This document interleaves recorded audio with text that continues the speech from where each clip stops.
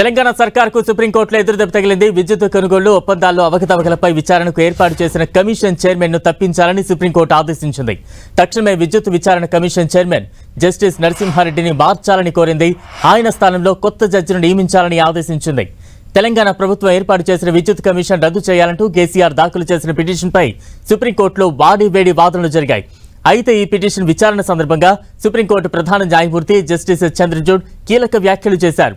Commission chairman press meet ఎలా పెడతారంటూ ప్రశ్నించారు. Commission chairman తన అభిప్రాయాలు ఎలా వ్యక్తం చేస్తారని నిలదీశారు. న్యాయమూర్తి న్యాయం చెప్పడమే కాదు నిష్పక్షపాతంగా వ్యవహరించాలని సూచించారు. విద్యుత్ విచారణ కమిషన్ నియామకంలో పరిధిని అతిక్రమించాలని అభిప్రాయపడ్డారు. విద్యుత్ కొనుగోళ్లు ఒప్పందాలపై ట్రిబ్యునల్ ఉండగా న్యాయ విచారణ ఎలా చేస్తారని ప్రశ్నించారు. విద్యుత్ విచారణ కమిషన్ నియామకంలో పరిధిని అతిక్రమించారన్నారు.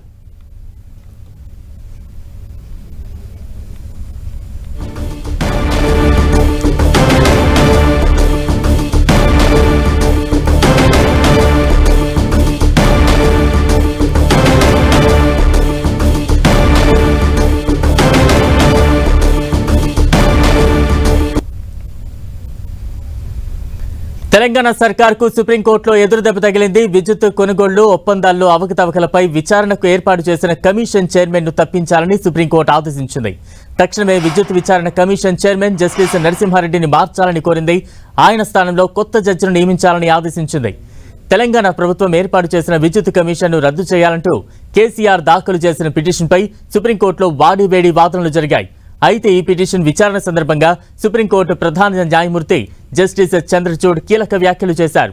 కమిషన్ చైర్మన్ ప్రెస్ మీట్ ఎలా పెడతారంటూ ప్రశ్నించారు. కమిషన్ చైర్మన్ తన అభిప్రాయాలు ఎలా వ్యక్తం చేస్తారని నిలదీశారు. న్యాయమూర్తి న్యాయం చెప్పడమే కాదు నిష్పక్షపాతంగా వ్యవహరించాలని సూచించారు. విద్యుత్ విచారణ కమిషన్ నియామకంలో పరిధిని అతిక్రమించారని అభిప్రాయపడ్డారు. విద్యుత్ కొనుగోళ్లు ఒప్పందాలపై ట్రిబ్యునల్ ఉండగా న్యాయ విచారణ ఎలా చేస్తారంటూ ప్రశ్నించారు. విద్యుత్ విచారణ కమిషన్ నియామకంలో పరిధిని అతిక్రమించారన్నారు.